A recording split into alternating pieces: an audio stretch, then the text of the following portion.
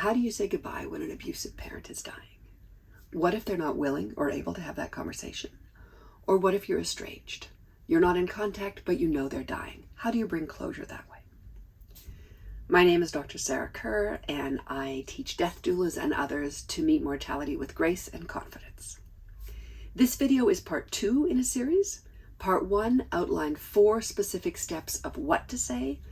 Part 2 is how to say it. When you're saying goodbye in this kind of situation, it's a ritual declaration into the field. It's a statement of your intention for healing and closure, and to walk away without unfinished business. And it's important to hold that it bring healing to you, to everyone who's touched by this, that this doesn't do any harm.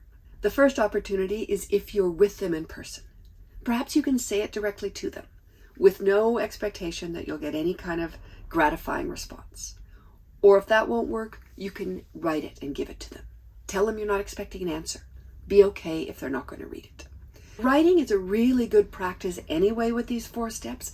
Write them and then write them again until you diffuse the charge.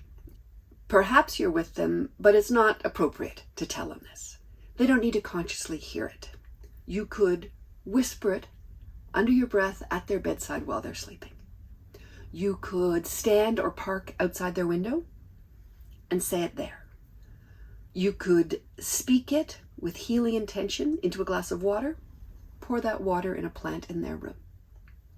It's the ritual transmission. The other option is if you can't be with them. Maybe you light a candle and speak it to their photo. Maybe you go to a bridge and drop off 4 flowers, 1 for each statement. Maybe you ask a tree to represent them. Speak it to the tree and then erase their representation so the tree returns to being a normal tree.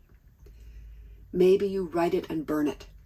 There's a kind of spiritual express mail that happens when that written word is transformed into energy. It gets delivered. Saying goodbye in a situation like this takes courage and a strong heart.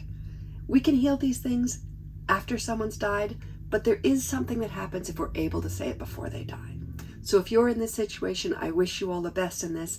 May it bring healing and freedom to you and everyone in the system.